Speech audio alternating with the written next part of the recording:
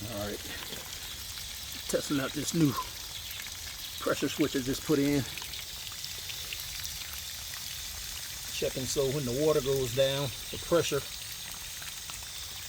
those contacts should draw in and pop, or like that. And when the pressure builds back up, they should separate. Turn the water off. See the pressure building up. They should separate.